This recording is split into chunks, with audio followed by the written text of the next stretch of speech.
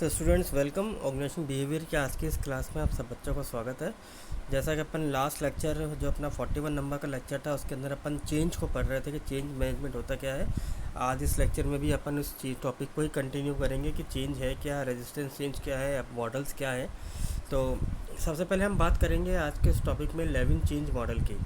तो बहुत सारी ऐसी थ्योरीज़ हैं ऑर्गेनाइजेशनल चेंज की जो कि सोशल साइकोलॉजिस्ट कार्ल लेविन ने दी है। और जो लुइन है उन्होंने डेवलप किया है एक 3 stage model of planning change, जो कि एक्सप्लेन करता है कि हमें चेंज कैसे इनिशिएट करना चाहिए, कैसे मैनेज करना चाहिए और कहाँ हम चीज़ों को स्टेबलाइज कर सकते हैं। तो ये जो 3 स्टेज मॉडल हैं इनमें 3 पॉइंट्स जो आते हैं वो आते हैं इनफ्रीजिंग, चेंजिंग और रिफ्रीजिंग। तो सबसे इन सभी चीज़ों को रिव्यू करने से पहले हम कुछ चीज़ पढ़ लेते हैं जो कि इस मॉडल के रिगार्डिंग हम समझना ज़रूरी है। तो सबसे पहली चीज़ हमें समझ में आती है कि अगर हम चेंज करना चाहते हैं तो सबसे पहली चीज़ आती है वो कि हम कुछ चीज़ न्यू सीखना चाह रहे हैं।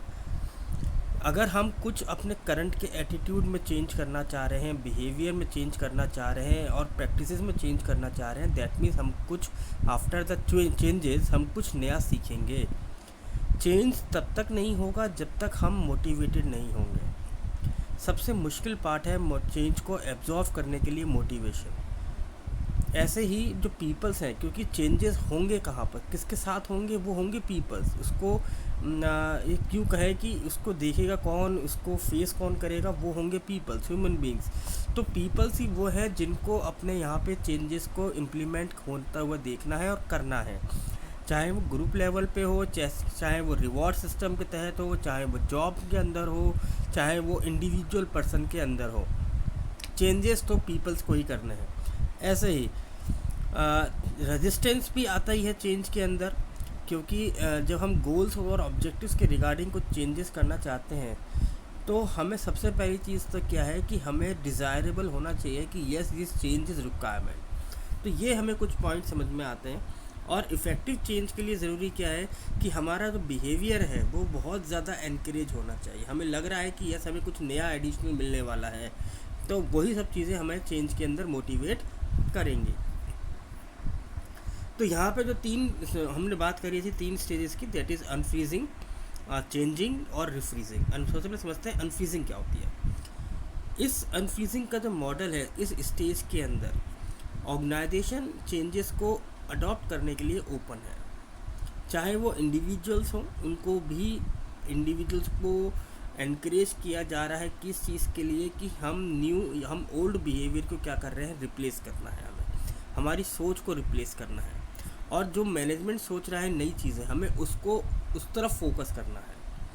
मैनेजर्स जो हैं उनको भी ये चीज़ बताई जा रही है कि यदि इस केस में कहीं कोई बैरियर आ रहा है तो उसको आप तरीके से सॉल्व करने की कोशिश करें।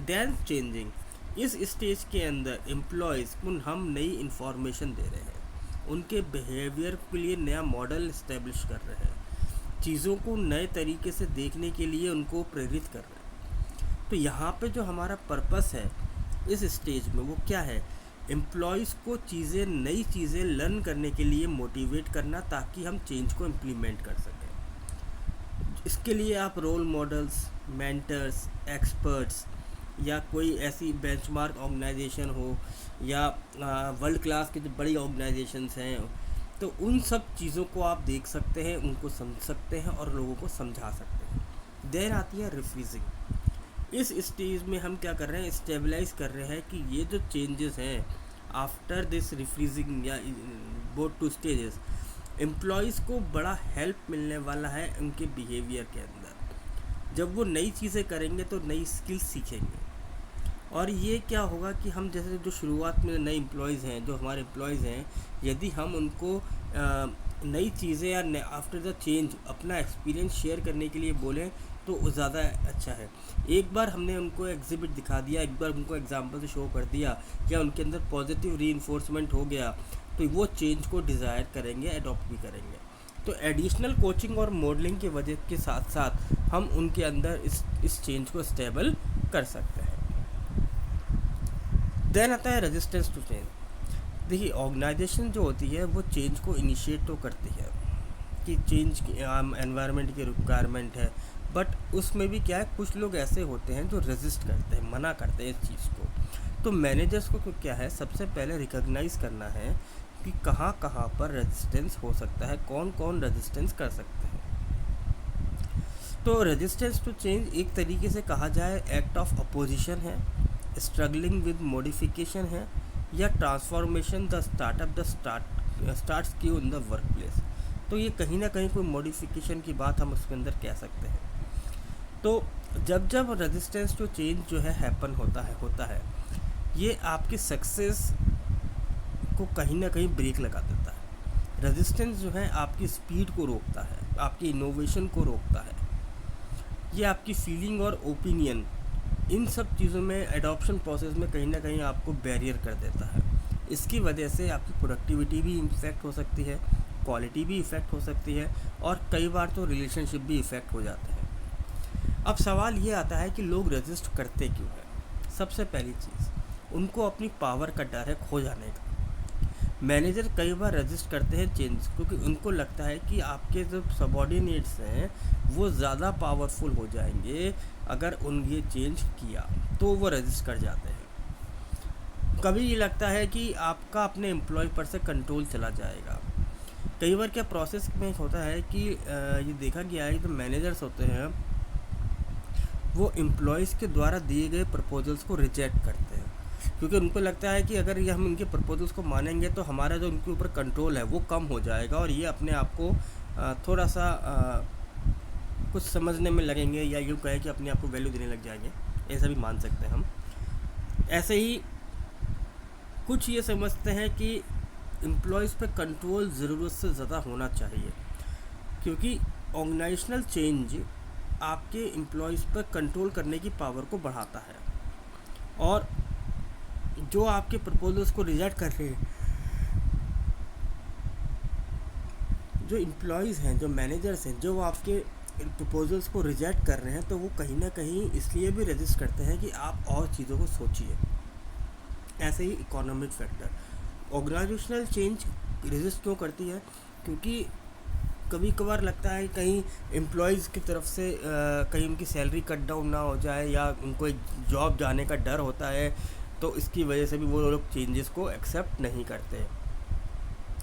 Image, Prestige and reputation, her work जो प्लेस होती है, हर एक वर्क प्लेस का अपनी एक इमेज है, एक प्रेस्टीज है, एक रेपुटेशन है, जो कि एम्प्लॉयज़ के लिए ज़रूरी होती है। तो हो सकता है कि ऑर्गेनाइजेशनल चेंज इस शिफ्ट को, इस चीज़ को, बेनिफिट को शिफ्ट कर दे, और जिसकी वजह से एम्प्लॉयज़ को डिससेटिस्फैक्शन होने और अपोजिशन करने का मौका मिल जाता है। थ्रेट ऑफ कंफर्ट, क्यों, इसमें क्या है कि जैसे नई सिचुएशंस अकर होंगी, नई प्रॉब्लम्स अकर होंगी चेंजेस के बाद, तो उनको यह है कि जो अब तक हम जिस कंफर्ट जोन में जी रहे थे, अब हमें नई सिचुएशन की वजह से बार बार सोचना पड़ेगा, अपने आप को और इन्वॉल्व करना पड़ेगा, चीज़ों को बार बार अपडेट करते रहना पड़ेगा।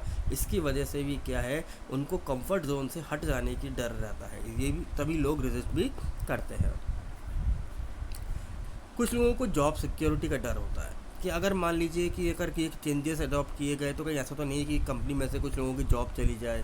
जैसे कुछ लोग कहते हैं कि ऑटोमेशन को यूज़ करने से शायद ह्यूमन एफर्ट जो है, ह्यूमन बींग्स की रिक्वायरमेंट कम हो जाएगी, काम जल्दी होगा बट ह्यूमन कम हो जाएंगे, तो उसकी वजह से एम्प्लॉय को अपना डर है जॉब सिक्योरिटी का, इसलिए वो लोग कई बार टेक्नोलॉजी चेंजेस को और ऑटोमेशन को मना करते हैं। जैसे ही ऐसे ही क्या है कि too much dependence of others, organisation जो है वो एम्प्लॉयज़ पर क्या है कई बार डिपेंड होते हैं, तो इस डिपेंडेंस में उनको लगता है कि उनको एम्प्लॉयज़ को थोड़ा सा कि ये मानिए कि अगर हम और लोगों पर ज़्यादा डिपेंड हो गए तो हम चेंजेस को ज़्यादा कर नहीं पाएंगे, इसलिए डिपेंडेंसी को दूर करने के लिए भी क्या होगा, कंपनी कई बार या एम्प्लॉयज़ जो है रेजिस्टेंस करते हैं।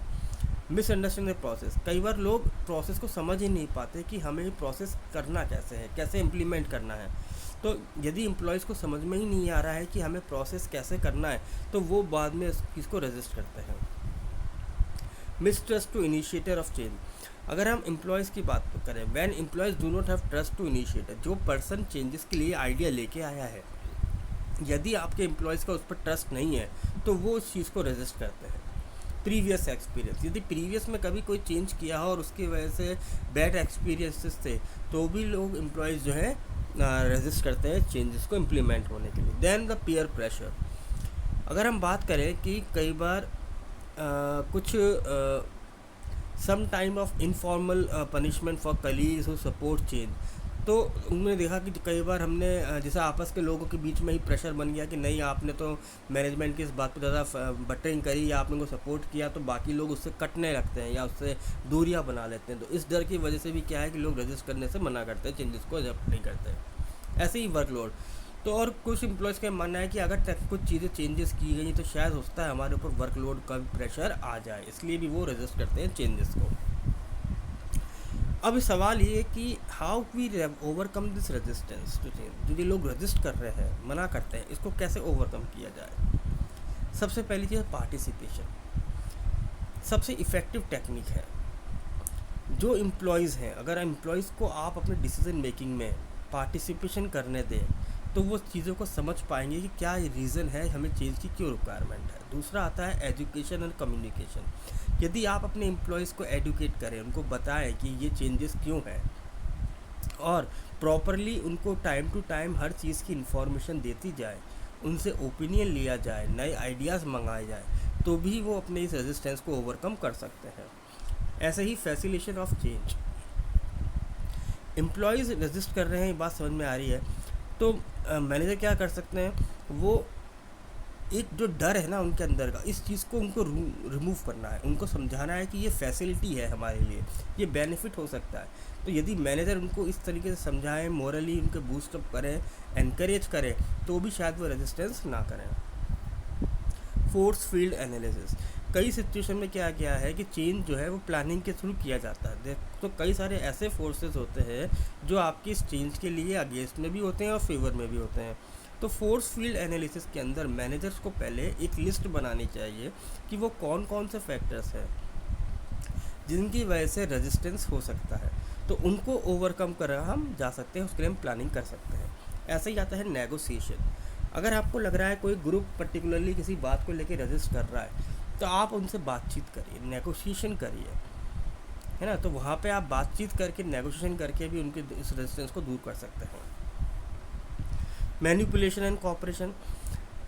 इस टैक्टिक के अंदर हम क्या कर रहे हैं कि उनको ये बताना पड़ेगा कि अगर हम कुछ चेंजेस कर रहे हैं तो वो ज़्यादा एक्सपेंसिव नहीं है, और यदि वो जल्दी से करते हैं तो वो हमारे लिए बेनिफिट है, पर यदि हम लेट करते हैं तो ये हमारे लिए और एक्सपेंसिव हो सकता है या फर्दर प्रॉब्लम और हो सकती है।